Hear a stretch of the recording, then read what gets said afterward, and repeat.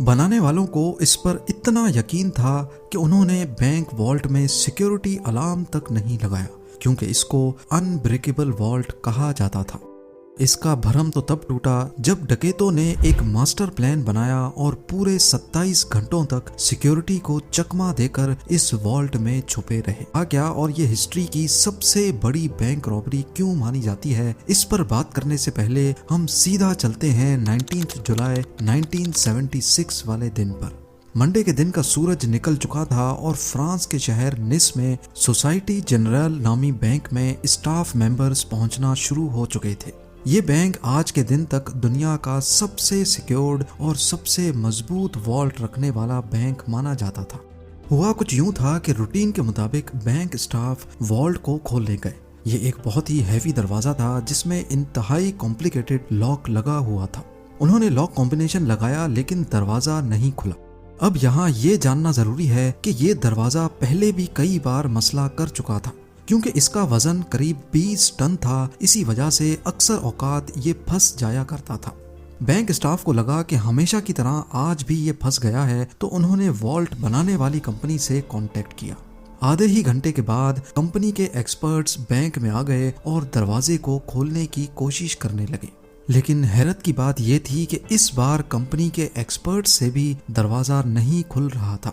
उन्होंने कई मर्तबा अटेम्प्ट्स किए लेकिन ये दरवाजा किसी सूरत खुलने को तैयार नहीं था। बात अब सीरियस होती जा रही थी क्योंकि कस्टमर्स की लाइन लगी थी और ये अब बैंक की इज्जत का सवाल था। आखिरकार 3 घंटों के बाद उन्होंने फैसला किया कि वॉल्ट की दीवार में ड्रिल करके सुराख करके देखा जाए कि आखिर दरवाजे में ऐसी क्या चीज फंसी है।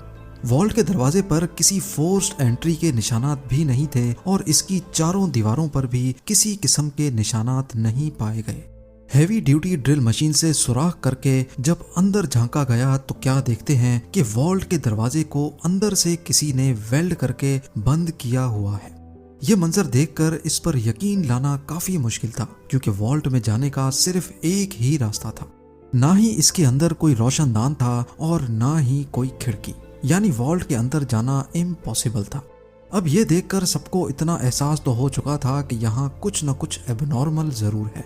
उन्होंने मशीनरी मंगाई और वॉल्ट की दीवार को तोड़कर अंदर जाने का फैसला किया। ये काम काफी टाइम कंज्यूमिंग था, क्योंकि ये दीवारें नॉर्मल दीवारों से काफी मोटी थीं और इनके बीच में लोहा भी लगा हुआ था। खैर, कई घंटों की मेहनत के बाद इतना सुराख हो गया कि एक इंसान इसमें से अंदर जा सके, और जब अंदर देखा गया तो ये मंजर नाकाबिले यकीन था। बैंक वॉल्ट लुट चुका था, कुछ लॉकर्स टूटे तो कुछ खुले पड़े थे, और सबसे इंटरेस्टिंग बात, वॉल्ट की दीवार पर स्प्रे पेंट से ये फेमस अल्फाज लिखे हुए थे, जिसकी इंग्लिश ट्रांसलेशन है without arms, without hate and without violence. अभी बैंक स्टाफ होश में आता कि उन्होंने वॉल्ट की जमीन में एक टनल बना देखा। अब आगे का काम पुलिस का था, जो कि उस वक्त तक पहुंच चुकी थी। डकैत वॉल्ट में मौजूद पैसे और गोल्ड ब्लॉक समेत 4000 में से 400 सेफ बॉक्सेस तोड़कर उसके अंदर से कीमती चीजें लेकर फरार हो चुके थे। जो टनल उन्होंने खोदा था वो शहर के सबसे बड़े अंडरग्राउंड सीवरेज लाइन में निकल रहा था। वहां पुलिस को काफी सबूत मिले, जिसमें टूल्स और 27 गैस सिलेंडर्स भी थे, जिसकी मदद से डकैतों ने वेल्डिंग टॉर्च चलाई थी। ना सिर्फ इतना, बल्कि सीवरेज लाइन में ताज़ा हवा के लिए वेंटिलेशन इक्विपमेंट और करीब 1 किलोमीटर लंबी इलेक्ट्रिकल केबल भी पाई गई। ये लूट $20 मिलियन से भी ज्यादा की थी, जिसकी आज कुल मालियत $110 मिलियन या फिर 900 करोड़ रुपयों के बराबर बनती है। ये ना सिर्फ सेंचुरी की सबसे बड़ी बैंक हाइस्ट थी, बल्कि इस पुलिस इन्वेस्टिगेशन को भी फ्रांस की सबसे बड़ी इन्वेस्टिगेशन का दर्जा हासिल है। खैर, ये बात अब पूरी दुनिया में फैल चुकी थी। बैंक की रेपुटेशन को तो अच्छा खासा नुकसान हुआ ही था, लेकिन ये फ्रेंच पुलिस के लिए भी बहुत अफसोस का मकाम था। अगले कई महीनों तक पुलिस ने एड़ी चोटी के जोर लगाए, आसपास के लोगों को पकड़ा, बैंक स्टाफ को इंटरोगेट किया, लेकिन कहीं से भी डकैतों का कोई सुराग ना मिल सका।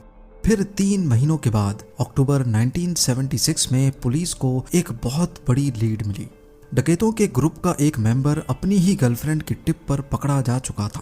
पहले तो वो मान नहीं रहा था, लेकिन जब पुलिस ने उसकी तबीयत साफ की तो वो फट पड़ा और पूरी गैंग का नाम ले डाला। पुलिस के लिए हैरानगी की बात यह थी कि ये गैंग छोटी मोटी चिंदी चोरियों के लिए फेमस हुआ करता था। इतनी बड़ी बैंक हाइस्ट इन्होंने ही की थी, ये बात कुछ हजम नहीं हो रही थी। इस प्लान का मास्टरमाइंड असल में कोई और ही था। इंटेरोगेशन के दौरान गैंग मेंबर्स ने पुलिस को एक शख्स का नाम दिया जो कि उनके मुताबिक चोरी का मास्टरमाइंड था। ये एल्बर्ट स्पाज़्ज़ियारी नामी शख्स असल में एक फोटोग्राफर था। जब पुलिस ने इसको अरेस्ट किया तो ये कहीं से भी क्रिमिनल नहीं लग रहा था। सिंपल ड्रेसिंग, सिंपल लाइफस्टाइल और शहर के आउटस्कर्ट्स में एक नॉर्मल से घर में रहता था। इसके आस पड़ोस से पता किया गया तो सबने यही कहा कि एल्बर्ट सीधा साधा फोटोग्राफर है जो हमेशा अपने काम से काम रखता है। लेकिन एल्बर्ट स्पाज़्ज़ियारी के बारे में पुलिस जो कुछ सोच रही थी वो उससे बिल्कुल अलग था। उसने फौरन पुलिस के सामने कॉन्फेस किया कि बैंक हाइस्ट का मास्टरमाइंड वही है। पुलिस के लिए ये केस अब तकरीबन क्लोज हो चुका था, लेकिन ये तो सिर्फ एक शुरुआत थी। एल्बर्ट के मुताबिक उसने पहले इसी बैंक में लॉकर लिया था और बहाने से वो वॉल्ट में जाकर सारी चीजों की फोटोज कैप्चर करता था। उसने पहले अपने ही लॉकर में एक अलार्म क्लॉक रखा जिसका अलार्म रात के वक्त का सेट किया। जब अलार्म बजने से भी कोई अलर्ट नहीं हुआ और ना ही कोई सिक्योरिटी अलार्म बजा तो उसको कंफर्म हो गया कि वॉल्ट में कोई सिक्योरिटी सिस्टम नहीं लगा। फिर वो इंजीनियर के भेस में सिटी गवर्नमेंट के ऑफिस गया और शहर का नक्शा निकलवाया। इस मैप पे सीवरेज लाइन कहाँ और बैंक से कितना दूर है इसका अंदाजा लगाया। फिर उसने कैलकुलेशन की तो करीबी सीवरेज लाइन से 26 फुट का टनल खोदने पर वो सीधा बैंक वॉल्ट में निकल सकता है। अब इस काम के लिए बहुत मेहनत की जरूरत थी, लिहाजा एल्बर्ट ने शहर के एक गैंगस्टर से कांटेक्ट किया और उसको सारा प्लान बताया। उस गैंगस्टर ने अपने आदमियों को इस काम पे लगा दिया।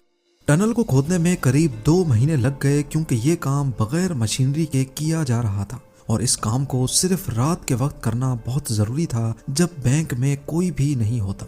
इस दौरान एल्बर्ट अपनी पूरी कोशिश कर रहा था कि सीवरेज लाइन के ऊपर रोड तक भी किसी को आवाज ना जाए। फिर 18 जुलाई सैटरडे और संडे वाली रात को वो वॉल्ट में फाइनली दाखिल हो गए। अगले 27 घंटों तक उन्होंने बड़े सुकून से लूट मार की, जिसके दौरान उन्होंने वहां लंच भी किया और डिनर भी, और जाते जाते ये फेमस अल्फाज लिख कर चले गए। पुलिस ने एल्बर्ट को कोर्ट में पेश किया जहां उसने जज के सामने भी अपना जुर्म कबूल कर लिया। उसने इंटेरोगेशन के दौरान अपने प्लान का एविडेंस और लूटी गई रकम की डिटेल्स एक पेपर पे कोड वर्ड में लिखी थी। उसका कहना था कि ये एविडेंस वो सिर्फ जज को ही देगा और सिर्फ जज ही इस कोड वर्ड को पढ़ सकेगा। इस काम के लिए जज ने एल्बर्ट को अपने कमरे में बुलवा लिया। एल्बर्ट ने वो पेपर जज के हाथों में दिया जिस पर सिटी का मैप बना हुआ था। अभी जज उस मैप को समझने में लगे ही थे कि एल्बर्ट ने फौरन कमरे की खिड़की से छलांग लगा ली। ये कमरा फर्स्ट फ्लोर पे था और उसके नीचे एक गाड़ी खड़ी थी। एल्बर्ट गाड़ी की छत पे गिरा और फौरन खड़ा होकर एक बाइक जो पहले से उसका वेट कर रही थी उस पर बैठकर फरार हो गया। पुलिस की लाख कोशिश के बावजूद वो पकड़ा नहीं जा सका। कई सालों के बाद उसका इंटरव्यू इटली के एक टीवी शो में ब्रॉडकास्ट हुआ जिसमें उसका कहना था कि मुझे 12 साल की एज से ही खजानों का बहुत शौक हुआ करता था और ये शौक मैंने इस हाइस्ट से पूरा कर लिया। ऐसा महसूस हो रहा था कि इस इंटरव्यू के जरिए वो फ्रेंच पुलिस को तंग कर रहा है। उसके बाद एल्बर्ट कहाँ गया ये मिस्ट्री आज तक सॉल्व नहीं हो पाई। 1989 में एल्बर्ट स्पाज़्ज़ियारी की मौत हो गई। उसकी माँ का कहना था कि एल्बर्ट की डेड बॉडी को उसके घर के बाहर कोई रख गया